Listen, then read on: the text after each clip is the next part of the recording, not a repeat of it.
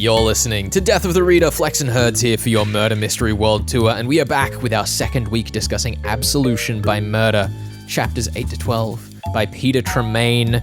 Herds has challenged me to solve this Dark Ages mystery set in the year 664, Anno Domini. Anno Domini, you getting all Latin-y up in this heckin' podcast? I don't even know if I got that right, to be honest. Domini. Did I? I think that's right. Yeah, you're of our Lord. That sounds right to me. Yeah, I mean, there is a lot of gratuitous Latin in this book, so it makes sense. If we didn't have something so special to continue on with after this, I would absolutely take us through the name of the rose immediately. I've only heard rumors of the name of the rose. Apparently it is mostly untranslated or something. Like what's going on there? It is written gratuitously by a bit of a self-righteous nerd. Oh, okay. So there's large passages of just convolution. Okay, good. It's not a Roman murder mystery that's been translated and lies steeped in the mystery. No, okay, I want to say, I'm not 100% certain on this because I haven't been able to research this because I'm not the expert this week, but I want to say it's from the same era of historical murder mysteries as this one. But for this week, we are, of course, discussing Absolution by Murder, chapters 8 to 12, in which you must solve the murder of apparently multiple characters.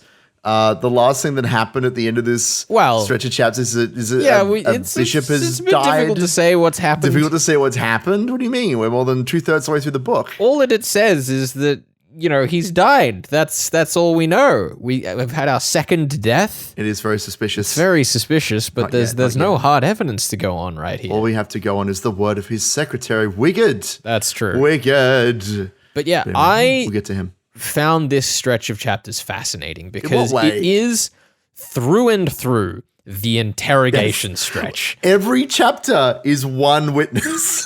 It's great. For how many characters there are in this book, I was very surprised with how long the interrogations went on for. Well, it's because it's interspersed with a lot of discussion of the times of day and the practices of the Abbey. Apparently, Hilda, who has quite a prominent role in this book, is Saint Hilda and is a real historical figure. I did not know that. And I'm that. impressed that he has chosen to spotlight Hilda as this kind of neurotic, concerned character. It's a very bold characterization, which I actually really enjoy. There's one really great bit in chapter 9 where Fidelma has just let their first interrogated suspect go. It's so good. And she's like, oh, well, back in Ireland, this is the way I'd do things. I'd have the authority to let someone go. And Hilda and Oswy are there where he says, I don't think you're as ignorant of the lore of this land as you're making it out to be. And then Fidelma says, don't you think that? Yeah. She's very coy with him, the way that she kind of spars words with King Oswy. She's kind of playful, which is interesting. But the reason I wanted to bring this up as part of this discussion is because I was really fascinated by the idea that Peter Tremayne has imposed Sister Fidelma as the reason that Oswy sided with Rome, because he's like, these Britons are just too much trouble. Possibly. I mean, it's definitely something to think about.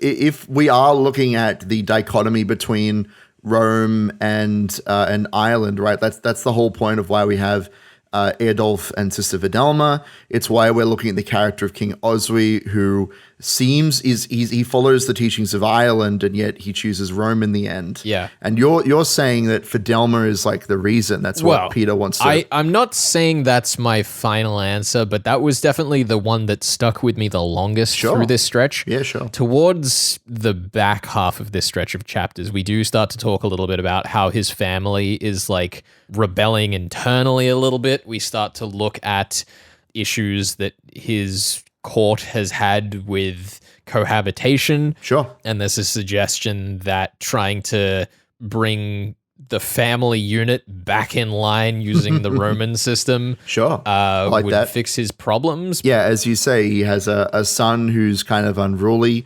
He has another son who's sort of hanging in the background, possibly looking to take power in the long run. Yeah. He has his wife who's pushed him into this discussion in the first place. This might have been a setup to try and trick him. Fidelma oversteps her boundaries and lets the beggar go, and he says, I will not have you killed. I will not flog you. Just don't do it again.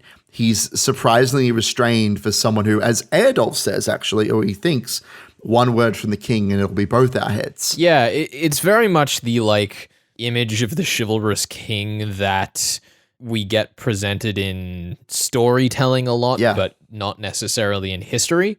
Which is why I think Oswy is like so fascinating for this story, because I have to assume that for a big history nerd like Peter Fidelma, that historian, yes, that there is an accuracy to the way that he's portraying Oswy here, but it's like it's almost too archetypal to make sense. Yeah, I did want to talk about that scene actually, where we, for the most part.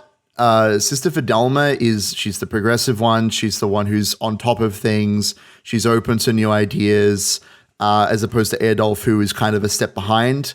Although one thing I do want to point about Eadulf is that he does know how to speak with the locals. That is something that he is kind of known to do. There is a particular scene, like I mentioned, the yellow plague victim who gets stoned, and Eadulf says, "I have heard of your sophisticated locations where you hold sick people together and they are allowed to be cared for much more efficiently." Like he's talking about a hospital, but it's this almost kind of comical situation where we're basically saying maybe you shouldn't throw rocks at people in the street and kill them. Like maybe that's not such a good idea. I think it's also really fascinating how like the premise of the cohabitation and the respect that Oswy gives to Sister Fidelma is like antithetical to a lot of the thoughts of what old-fashioned used to be. This is centuries before modern feminism, but we still have a very respectful engagement between, Fidelma and Oswy and Eadulf, and like they're still not entirely on terms with each other, but no, but they're making the effort, and that's like the important part. Yeah, it's like absent of the familiar conflicts that we know from most of murder mystery.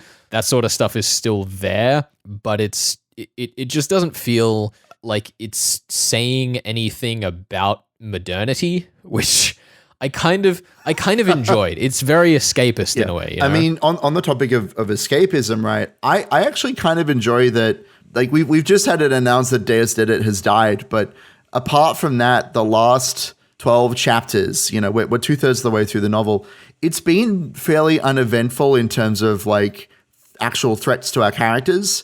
Like Oswy could have had our heads cut off, but like that would end the novel, so it's not going to happen. Yeah. That is interesting. Maybe that's the whole reason he's portrayed as knights, is because like if he was portrayed authentically, the book would be over. It's quite possible. It's quite possible.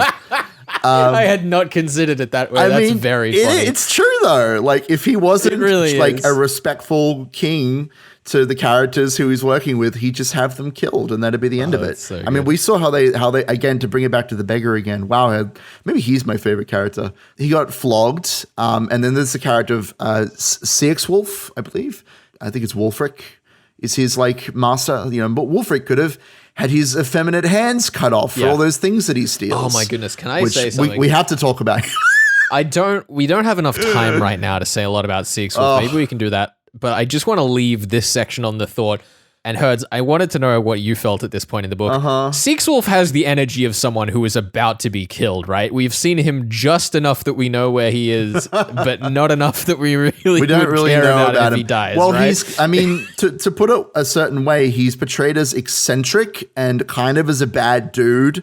So as far as characters to be, horribly murdered, I wouldn't feel too bad if he got killed. It makes sense. Anyway, we should wrap this bit of the discussion here, and we'll be back with the mystery at the end of the show.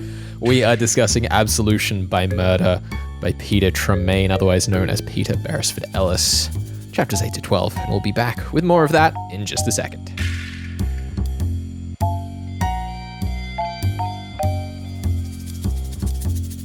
You're listening to Death of the Reader. Flex here with you. I am joined on the line today by Joanne Burn, author of The Hemlock Cure, which we were sent by her publishers over at Pegasus Press in the United States, but it's available all around the world. And while we were talking Absolution by Murder, I wanted to bring this to you and talk a little more outside the crime fiction wheel than we normally go, but there are so many things about The Hemlock Cure that excited me in terms of what we've been seeing in Absolution by Murder. So Joanne, it's so good to have you on the show. Welcome, and thank you for joining us on Death of the Reader. Thank you. It's great to be here. So we've spoken a lot on the show about how historical fiction can let us visit parts of our history that tell us about our own circumstances. How does reaching further back in history change that relationship, you think, compared to more recent historical novels? Yeah, so I think, for me, historical fiction, well, it kind of gives us the context to how we live now in a way, doesn't it? Because, everything that we're experiencing in our current society and the struggles that we're dealing with, we see the seeds of those struggles in the past. And, for me, sometimes that's what's so appealing about historical fiction, is being able to kind of access, what was going on, and I suppose like the gaps in history as well. So, historical fiction is an opportunity to tell some of those stories that have been written out of history because of how history is constructed and how documents get put in the archives, and that whole the kind of the silence in the archives around certain people's stories. So for me, historical fiction is an opportunity to fill in some of those gaps. Yeah, well, I thought one thing that was really interesting about this novel is that the town of Eyam during the setting of this novel cuts itself off from the rest of the world. And I was really curious how much record there even is of that, because it's a pretty small town. It cut itself off, so there wouldn't have been much chance for the rest of the world to know about it. What was the process researching that slice of history like for you, given the context in which the novel is set? Yeah, so I mean, it's a village called Eyam. So it's my mistake. No, I know no one ever knows how to pronounce it. In fact, it was interesting because my UK publisher was quite keen to get the name of the village into the title of the book, and I had kind of said, it'll be real struggle if we do that because it's spelled Eyam, so everyone wants to kind of say Eyam or Eyam is a tiny village, and its story locally is so well known. And actually, a lot of the events that happened have been so well documented. And there were books as well written not too long after the village had gone into lockdown, and this amazing story had happened where just shut themselves away to prevent the plague from spreading to kind of nearby towns and villages. Yeah, I thought it was really interesting because one of the core tensions of the novel is May and Isabel kind of navigating the harrowing relationship that they have with May's father, Wulfric. And we can kind of get to see a lot of his thought process through his letters, how they're influenced by religion. I thought that the other thing that paralleled that nicely was, despite not being our normal solving a murder affair that we tend to cover on the show, there's a very crime fiction touch with the intrigue and particularly the kind of grisly morbidity of the story because of the association with the plague. Why was it so important not to pull punches on the broader just grisliness of the context of this story? It just comes down to that need, I think, to not look away from the difficult things in life and the fact that life is difficult and grisly, and for some, and that kind of in terms of personal relationships and abuse and control. I don't wish, hope that I haven't in any way kind of I'm sure I haven't glorified any of the violence in the novel, and I don't think you need very much of that in there to kind of get a sense of the sort of horror of it. But yeah, I kind of don't want to sanitize. I think there's some serious themes in the novel, and I don't want to kind of just gloss over those, and I don't want to sanitize it. And so that element of that kind of, I suppose, the domestic abuse in modern terms, that's how we would see it, of course, not that, but yeah, I didn't want to gloss over that. I thought the other thing that was really fascinating about your approach to the grisly things is that, because we see bodies drifting down rivers, because we see people being so horribly sick, because we deal with all of this very upfront, it also kind of gave you license to get a bit more into the weeds about other stuff that some other books would kind of shy away on because it's like a bit too much detail, like the actual nature of the medicine and how that's done. Oh, that's a really interesting thought. Yeah, I mean, I think I am drawn to the aspects of humanity that are, just like the real stuff, life and death and birth and, the kind of physicality of what we are as human beings, the herbalism, the medicine, that felt like because May wants to be an apothecary, and at the time, of course, 17th century, it's like the birth of science as we know it, and medicine was kind of moving on so quickly. It felt like it was a really great way to be able to bring that period of time to life. And in terms of like the grisly, London had been decimated, literally were, corpses piled up and bodies floating down the river, and the wealthy people had just fled and left the city. It's interesting, isn't it, to see that and then see it alongside the Royal Society and all the kind of, the medical side of things.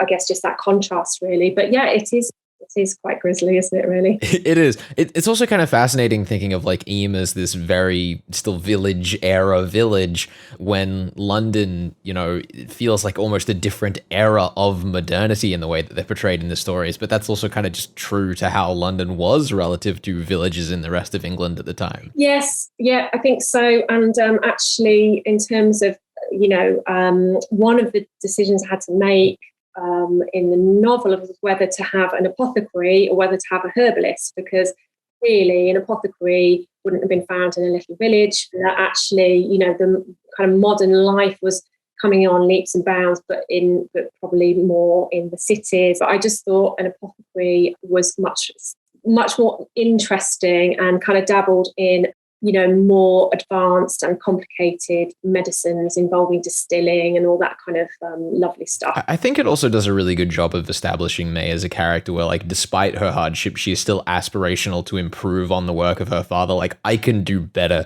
than this horrible man, and having that as an apothecary kind of lends, her character an era of foresight where she's reaching towards what the next era of medicine would be. Yes, absolutely. And wanting to transcend her upbringing and transcend the village in a way. And, through what happens to her, she's starting to look beyond her village and imagine herself out there in the world, maybe doing something different, pursuing her ambition. Yeah, I guess the last thing that I wanted to touch on that I've been shying away from, just in the off chance that I end up deciding that it's spoilers when I get around to editing this, is that one of the really compelling historical angles you've taken in this book is that one of its most present voices, Leah, died before the story begins. And in some ways it parallels how we read history, kind of distant and intangible, but very real.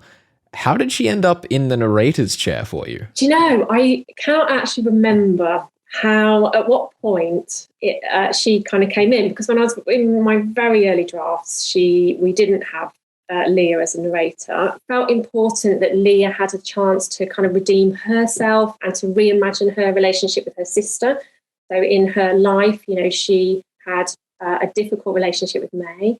And I think that partly her narrating the story is, it's her story, it's her narrative as well, and it's to do with her kind of working out, the part that she's played and her moving on from that, I guess. Yeah, it's like it's so powerful and compelling, but it's also so hard to like talk about when I'm trying not to spoil the book for people, because I'm like, oh yeah, it's great, we get to hear from this other character who's kind of like this ghostly voice narrating the whole thing, and I just have to like shy back a bit from the edge so that I don't take away some of the great crime fiction-y twists that you've managed to fit into this novel that is otherwise anything but. Yeah, absolutely. I think it's interesting because she's such an important character to me, but yes, I really struggle when I'm doing events. I really struggle to talk about Leah because there's so much I want to say, and I know you can't really say very much because almost everything that I could say would give away her.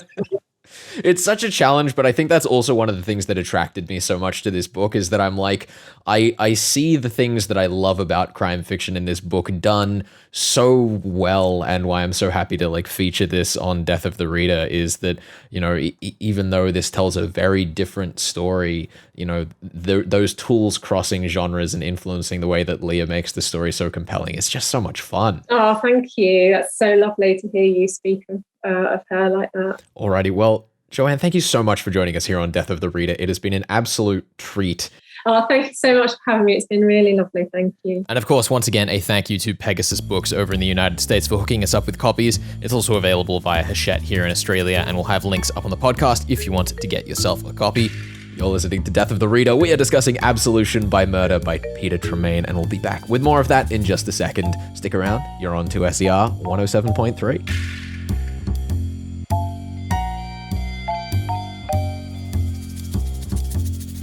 You're listening to Death of the Reader. Flex and Herds here for your Murder Mystery World Tour. We are discussing Absolution by Murder by Peter Tremayne, chapters 8 to 12, and it is the last chance that I have to give my answers.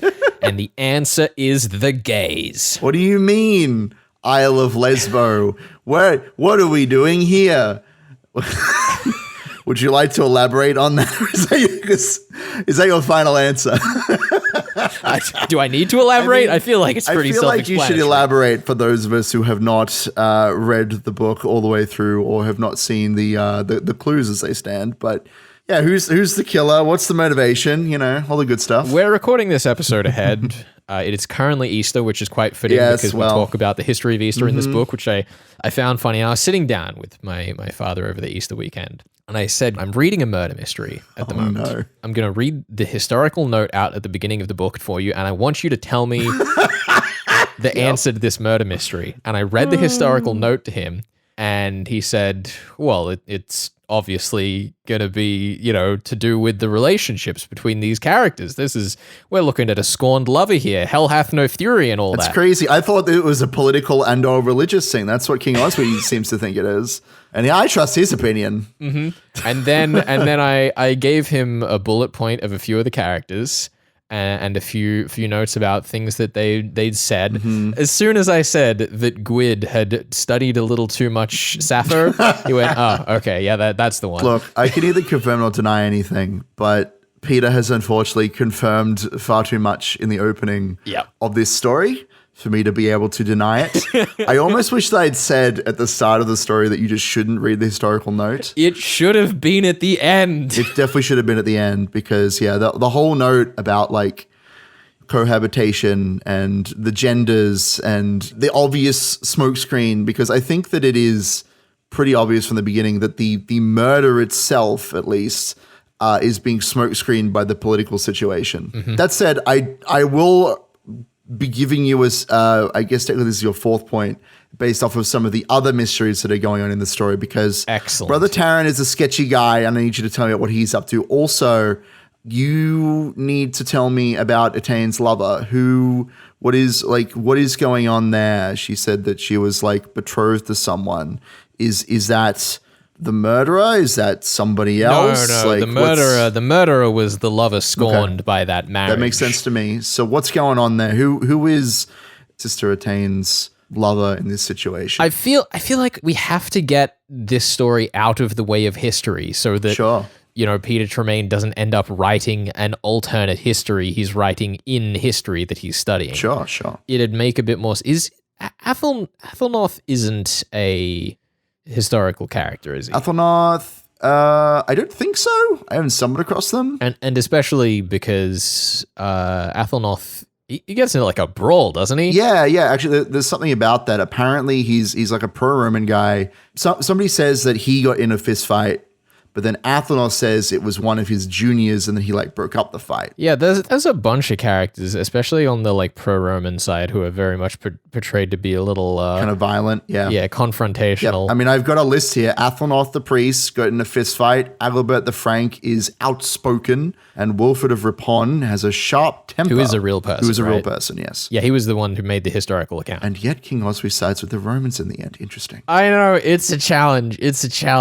I don't know my history well enough to begin unraveling this thread with any context. So Brother Taran was spotted speaking with some shady characters, potentially twice. I'm trying to recall exactly, but he's skulking around. He's speaking with... Oh, wait a minute. I've just realized. What have you realized, Flex? Tell me. Is it Taran's fault? Is that why Oswy's gonna side? What do you think? Because tell me. Taran's plotting, isn't he? What's he plotting? Tell me I what got he's this plotting. backwards? Oh, I've so got this backwards. You seem to be a bit all over the place with this book. Is it all a religious debate? Is that throwing you for a loop? I think so. That's okay. I like this. Okay, because I was thinking to myself, obviously, Wulfric and Taran are in cahoots. That is so clearly why they are put together at the beginning of the book to establish that they can communicate. Sure. I like it. There's this talk of the plot of an assassination, and maybe that is different to the murder. Oh, here we go. Here comes the conspiracy theory. So what's going on? What's this conspiracy? Is Taran plotting to kill Oswy? Is that what I've missed here? I feel like I've been a little bit caught up by how straightforward the main mystery is, that I've kind of just soaked in the external plot and not really unraveled it. I was not going to say this, but that is the impression I'm getting. Do you think you can answer my questions now that you've had to think about and I've approached you a bit? One question is, what is King Oswy's mindset? That's like a point on its own. You'll get another point for solving the murder. And then the third point is kind of, I want you to answer the questions about Brother Taran and his role in the story, as well as Sister Etaine's betrothed, whoever that is. Those two are kind of worth a point together if you can get close enough. Do you feel like you can answer those questions? Because Taran and Wulfric are established to be able to communicate at the start, which is clearly setting up that they're working together. And Ulfrith, he's the son of King Oswy, but he rules like southern Northumbria, as far as I can tell. He's a petty king. What's his name? Aelfric or something? The guy who's found strung up at the start of the book supposedly got into an argument in Wulfric's... He's caught. It's like Viking mead hall, I assume. I assume that's where Northumbrians drink their alcohol. I don't know. There's also something really interesting about the like kind of Saxon war god. Yes, there is. And the way that we introduce Eadulf. Yeah, the captain says, I wish that we could follow the war god and I could go to Valhalla. Boy, I hate those wimpy Christian Saxons. Yeah. That's what he says. So there's definitely a suggestion in the way that those characters are all introduced to me that Wulfric is like of the same mind, but he's still right-hand man to someone who Where are we going? Rome. I'm so excited. I feel like I don't want to say anything. I'm just so interested to see your thought process here. This book has me on the ropes. It definitely man. does. It's got me on the ropes. I definitely think that, and we'll talk about this more in the third week, but I think you've been a little bit overconfident in just hitting the mystery, when in my mind the mystery is so obvious that I have to put points on other things. It very much shows you how I solve these murder mysteries. I'm a structured, organized, one-track mind. Because I am a crazy loose cannon. You really I will are. solve everything but the actual murder. That's Okay, so let's just run down the list. Okay, run down the list. Let's run down the list of points. Okay. Gwyd did the murder. His love is scorned. Because that's fine. Etain and because Sappho was going to marry who? Athelnoth. So Etain was definitely like marrying politically, if not killed politically. Taran is collaborating with Wulfric. And Seaxwolf, apparently. To get Wulfric out from under the right hand of Ulfrith. I think he wants to cut himself loose and go back with his god of war. So you've covered the question of what is up with Brother Taran, who is Sister Etaine's betrothed, and you think that the killer is Sister Gwyd because Sappho. And King Oswy, you're going... The answer you gave earlier was that the Queen Eanfled is responsible for kind of pushing him to this, and so she's the reason why he changes his mind. That's your answer? In broad strokes, yes, but I think the deciding factor is going to end up being the actions of Wulfric. Then there's kind of like a vengeful angle, I guess, to him siding with Rome, but like, I don't know. Yeah, you seem a bit lost on that question, unfortunately. Yeah, I mean, look, I don't want to tell you how many points you're getting or not getting, but it has been fun watching you try to cobble together an answer at the last minute. That has been fun to watch. So, I guess we'll just lock that in, and I'll mull over. Please do. Let's get out of here. I don't want to think about this anymore. And we will be back next week with more Death of the Reader, of course, where we will be covering Absolution by Murder by Peter Tremayne, and we're covering chapters 13 to the end here on Death of the Reader. Hooray! On 2SCR 107.3. It will soon be over. It will soon all be absoluted. Hey, you're listening to 2SCR 107.3.